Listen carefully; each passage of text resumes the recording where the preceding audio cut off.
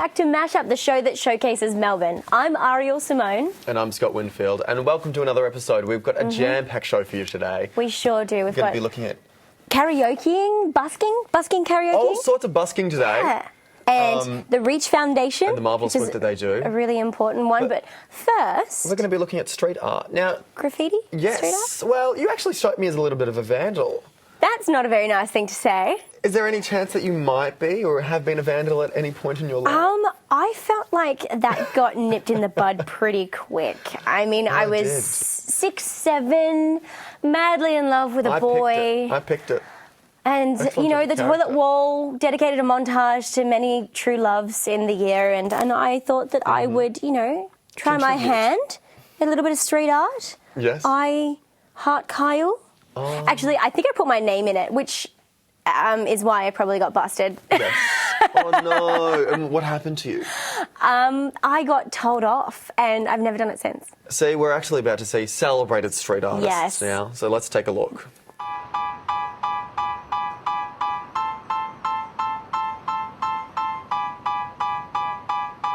Opposite the entrance to the atrium at Federation Square is a blue stone cobbled laneway called Hossier Lane. The graffiti that has appeared there makes it a celebrated landmark.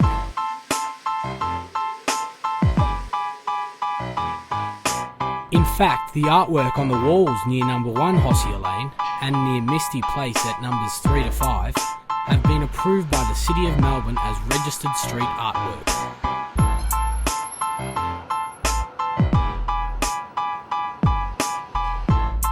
The area was formerly occupied by the rag trade, with many clothes manufacturers having warehouses in the area.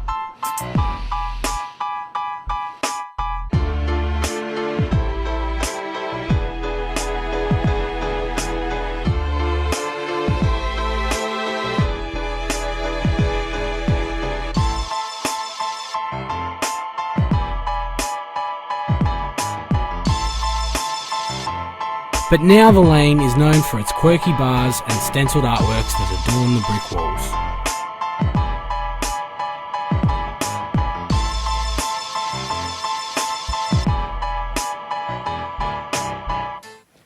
Hugely talented artists in the city. Seriously. So much better than my little escapades as a 6-year-old. Don't be hard on yourself. I'm sure it was very good. But those guys are absolutely incredibly talented. I know. I've also, what I love about it as well is it's not just paint. I know that some of them, they stick on, like I can remember one in particular a couple of years ago, they stuck playing cards to the wall as well, which was really awesome. Sure. So, yeah, art in its many forms. Diverse. Yeah, exactly. Absolutely. Did you have a favourite out of the ones that we just saw? Because yeah. I did have a little bit of a fanboy moment back to my childhood for the Ninja Turtles. I know you did. You squealed like a little girl. I may have, yeah. Maybe a bit harsh. No, I really love the puppet one with the face that was half split. Yeah, absolutely. Yeah, it was kind of gruesome on one side. That was really awesome. I think always, if you're ever bringing someone to Melbourne, if you ever have to give someone a little bit of a tour, grab a coffee through the streets. It's so looking much at the street art. funkier than going to an art gallery, which can be a bit stiff and not natural. Very distinct. We're very lucky here in Melbourne. There's incredibly talented people here. Oh, there is all around Melbourne, and especially I've found on Burke Street. Yes, it would seem we have an incredible amount of talented people, not only doing street art but buskers as well, and we're about to take a look at some of them right now. Busking is the sound of the city. Burke Street, at the heart of the Melbourne CBD, well known as an entertainment hub, best known as the location of the Burke Street Mall.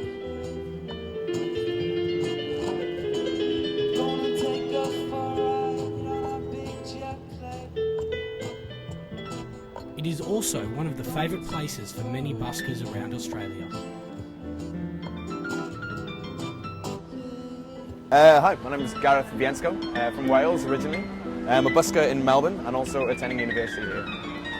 So yeah, pretty much my life is music, every single day. It's the random people that I tend to enjoy because you get particular people you're not quite sure if you've gotten through to them, then it hits the end of the set and they always come over and have a chat with you, and those are the ones that, they mean the most, I'd say. Store apparently, and he came right up to my face, lifted his sunnies, and there was tears coming down his face, and he's like, "You're actually making me cry through my music." So if I can get through to a person like that, then I'm doing my job right. I find The most viable way for me to actually attend university is to be doing music on the streets, or like be it performance or busking. The kids are my favourite because they're the most purest form of art appreciation, I would say. Like, they don't really understand what music properly is, but they know if they like it or they don't. And when you can find a kid dancing in front of you, that's when you know you've got through, basically. Probably starting from the start. So Melbourne City Council, they help you out. It's every 2 weeks, you can get a permit. Once you've worked for 6 months on the streets, you can then apply to actually work on Burke Street. You have to go through an interview first. And if they deem you worthy, you get on this street. And this is the best for actual showcasing, viability. There's so many tourists, so many regulars that come, especially the weekends as well. But yeah, just give it a go. My name's Joseph, that's my brother Jan. We're from Germany, and yeah, our band's called Amsterdam.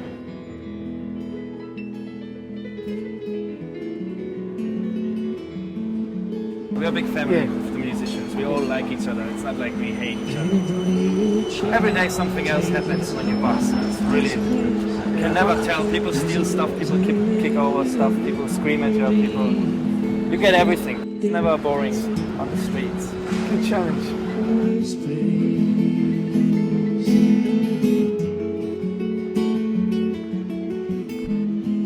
Self-motivate you over and over again, even though no one's listening, you still gotta try to give it all. And then as soon as you're kinda in your little zone and you don't think about money or people, then eventually you draw the crowd somehow, and then you just enjoy it. So it doesn't matter if there's 10 or 100 people, you still kinda try to deliver the same thing. We just want to travel around the world and play for as many people as we can, so just reach more and more people, and that's it, I guess. Head down to Burke Street to experience the culture it brings. I just like changing people's days as well. Just putting some piano on the streets, people really appreciate it. I didn't realise how much people actually appreciate it. I feel like those guys are incredibly famous. I see them in the street all the time, and now I'm seeing them on TV. Yeah, like the Armistead brothers actually bought their CD That's a couple of fantastic. months ago. Have you listened to it? Yeah, it's good. I think that Welsh pianist is brilliantly talented. I'm gonna keep my eyes what a out for him nice now. guy as well. I know. Like, I listen to his music whenever I'm in Burke Street, but Yeah, he's so articulate. He lovely really got guy. his Really point lovely guy. across. Yeah. Coming But up next, yes. Yeah, we're going to be talking about the Reach Foundation. But we'll see you after the break.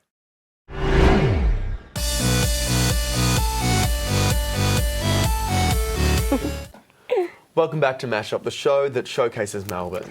And right now we're going to be talking about the Reach Foundation. That's right. A non-profit organisation that is for youths, disadvantaged youths between 10 to 18. And they provide incredibly important workshops and forums and camps for them to become socially engaged and whatnot. Confidence building exercises. Finding out a little bit more about that a little later. But Ariel, what did you use, or what did you become involved with when you were younger? I was actually involved with out-of-school drama projects, and I felt like that was really helpful. At what age did you become involved with that?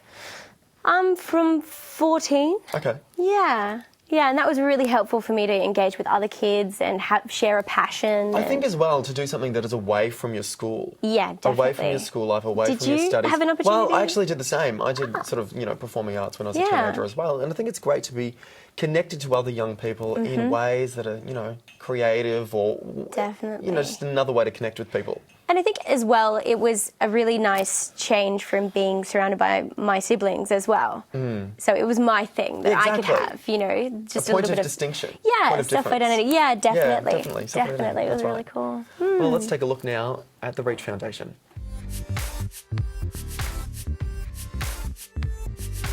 Sometimes people think that Reach is just for young people that are really troubled or at risk or, don't know what they're doing, or they're like the bad kids or whatever, or the troubled teenagers. But Reach is actually for any young person. So it doesn't matter where you come from, what your upbringing's been like, what you want to do with your life. It actually doesn't matter. Like, everyone's experiences are relative, so anyone is welcome in a Reach space. When we're growing up as teenagers, we have a lot of older people telling us, not necessarily what to do, but giving us a lot of direction in terms of where to go in our lives. And Reach is, our crew is completely youth run. So everyone would be kind of under the age of 27. So we've kind of got this really unique point in difference where we have highly skilled young people being trained to facilitate. We've got different like programs that we run that target different age groups. So we run a rookies program, which is for 10 to 12-year-olds. So that's in school, primary school workshops. And then we run workshops for all high school year levels. And then we've got community programs, which is from 13 to 17.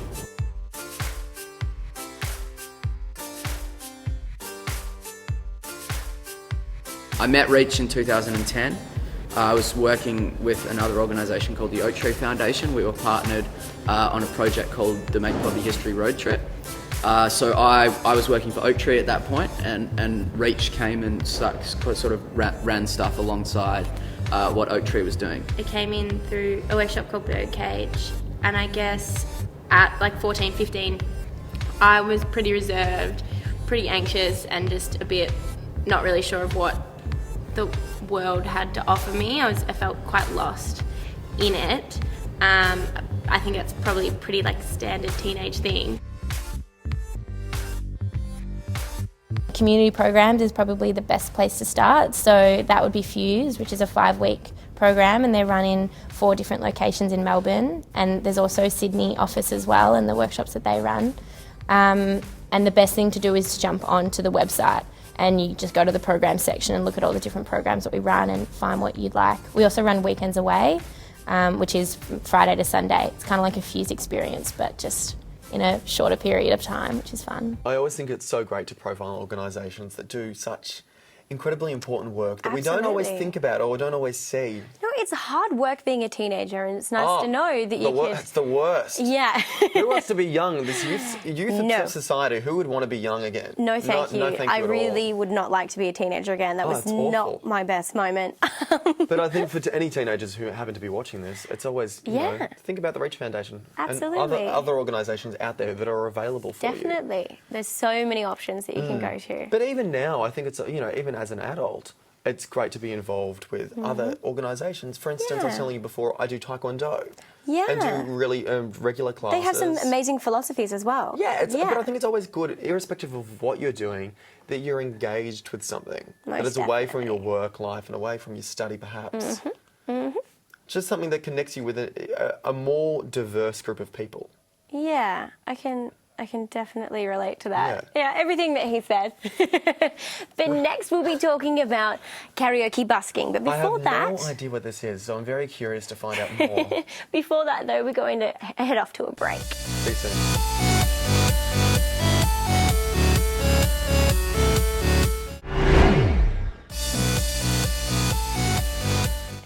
Welcome back to Mash Up, the show that showcases Melbourne. Now, our next story is about a curious thing called karaoke busking, which I'm very curious indeed to know more about. I'm excited, not even curious. Would you do something like this if you were, say, walking down the street and you were given the chance to busk? Someone handed you a microphone and said, I would sing be whatever song you'd all like. over that. I would be all over that. That just sounds right up my alley. Yes. Yes. What And then would you can be just walk singing? away. Drop mic, walk away. Mic drop out. Mic drop out. Definitely. It's the best way to busk because you don't have to commit to singing for like 6 hours. Nobody knows who you are. You don't have to introduce yourself. You know, you can just make a fool of yourself. They might recognise you from television though, Ariel. Well, this is possibly a from the probability. stage. Yes, well, probably. No, well, you said what song would you sing? What song would you sing?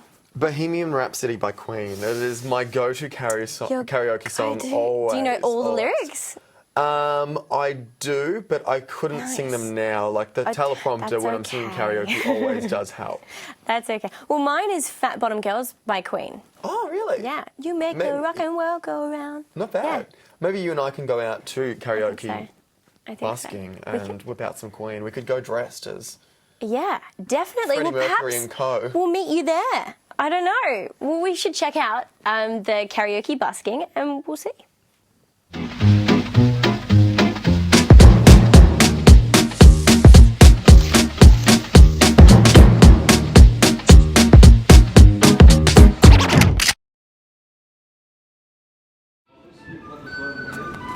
I came up with the idea the morning after I'd seen this busker guy who was really great, and he had this big catalogue of songs that he knew by heart and he could play all of them, and it was fantastic.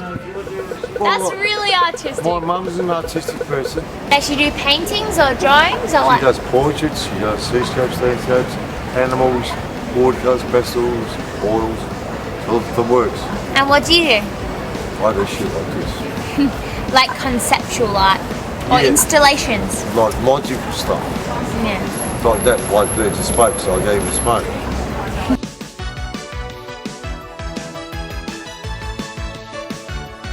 So I thought, you know, there needs to be some kind of late night activity where everyone can cramp each other's style and be stupid and sing along to really crappy 80s songs. I like that you can kind of be silly and that you don't have to worry about what people think, and it's just like a way of expressing yourself, and it's just so much fun.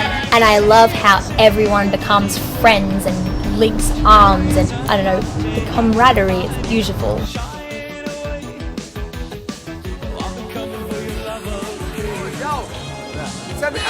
Yeah.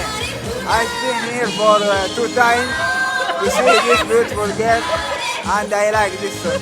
I feel like I'm creating some kind of wild, like, late night service to all the people who are out in the city and they don't know what to do with themselves and they don't really know where they are or how to get home. And I feel like I can keep them company until they get their shit together. Stop right now. Thank you very much. I need somebody with a human touch. Hey you, always on the run. Gotta slow it down, baby. Gotta have some fun. Should we go on or can I dance more? We study reactions of people. For example, fixing people with autism and see what they do. I think it's a good way of expressing your emotions in the form of music. No, I don't take myself seriously. It's a silly thing, and it can be really embarrassing when people think that I'm trying to be a big diva and be a great singer, because it's not about that. It's about everyone being silly and having a good time.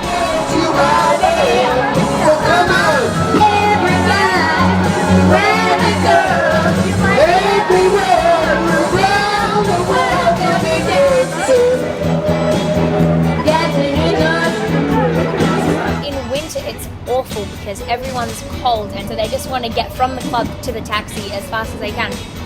But otherwise, like when it's warm, I think the reason the numbers of people change and the amount of money changes is because it's all about making contact early on. Like if you bump into one group of people and they stay with you for ages, then other people accumulate and they're like, oh look, there's some people having a good time, I'm going to go over there. You like finish the song. There's a new song coming up. Have an adventure. What's the other song? You can choose, go. Sometimes all of the people can get really overwhelming, especially when people start swearing at their friends across the street. What are your names? Thank you, Tom. What's your name? Sexy man. Thank you, Sexy. Basically, you just need to be, I don't know, a strict teacher and say, no, we're not allowed to do that. We don't do this, we don't shout in the microphone, we don't swear. I would say no nudity, but that has been enjoyable in the past. His name was Sexy King. That is true.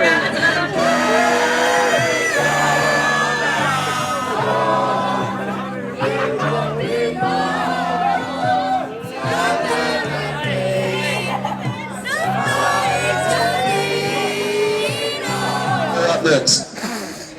What do you got? Got no small hands, you got another song.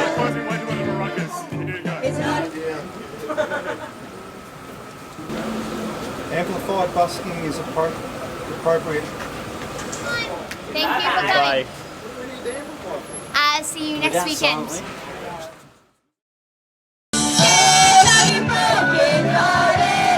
This is the day we started.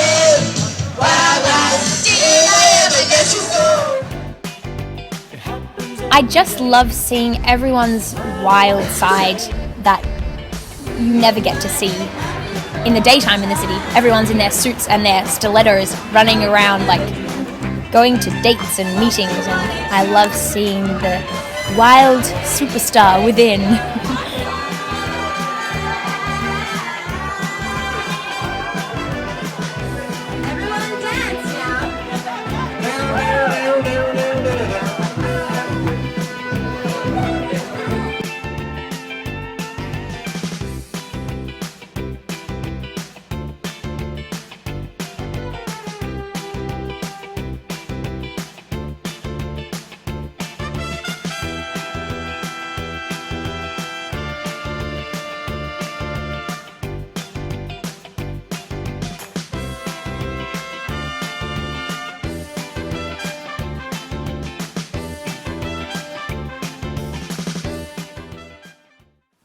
Can I say, Ariel, that Yes. episode 5 of season 3 of Mashup should be referred to as the busking episode? The busking episode. Because we've looked at so much busking today. We really have. I'm just disappointed that I haven't been able to see you busk. Oh, maybe after the show. Maybe you and I can go out to karaoke busking one night without any Do a little cameras following Bohemian us. Rhapsody. Yeah. A little bit of Queen, maybe something else. We'll see. But what I don't like about busking, not busking, karaokeing, if I'm going to be honest, is that I have a large group of musical theatre friends or performer friends who can sing. All of them can sing. Very competitive performers as well, no doubt. Oh, yeah. For karaoke, they've rehearsed the song for 2.5 weeks. The standard is set high. Oh my God, it's so high. And they're all amazing. And then they get you up there and you're terrified of it being horrible. Yes. And then you start singing. See, and what you need oh to my do, Ariel, gosh. to avoid being traumatised by such an experience is rehearse as often as they do. But I don't have that natural singing ability.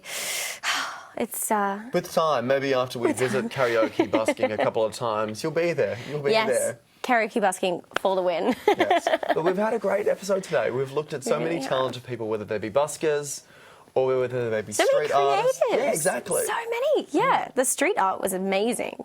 God, that was probably my I know. favourite. Oh, but also, the Reach Foundation, which is a great project to be a part of. Inspiring is the word we're describing this episode. Yeah, good one. Yeah. But, you can catch us on YouTube, Facebook, Instagram and Twitter. Sadly, that is all we have time for today, but don't forget you can find us at the same place at the same time next week. To take us out tonight, we're going to be hearing from Taito with her track, Get Your Rage On, people. Get your rage on, people. Catch you next week.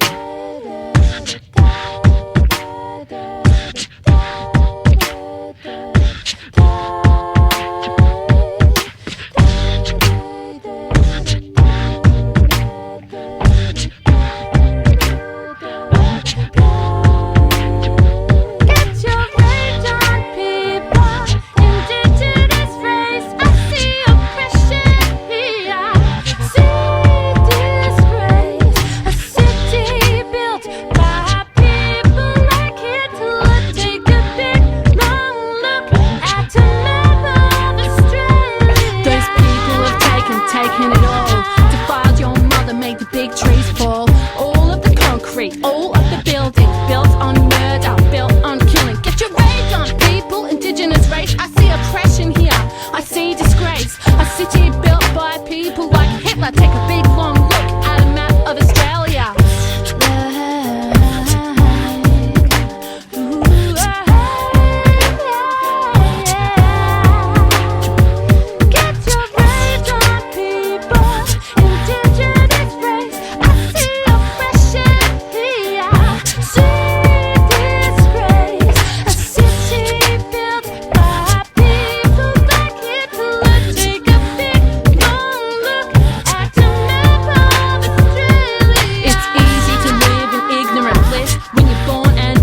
City like this, where the history books were all concocted by the winners to disguise the fact that they were all cheaters. Eventually they believe their own lies, and the truth becomes so much easier to hide beneath impenetrable layers of cities and roads and the sentimental feelings of white fellas in their homes.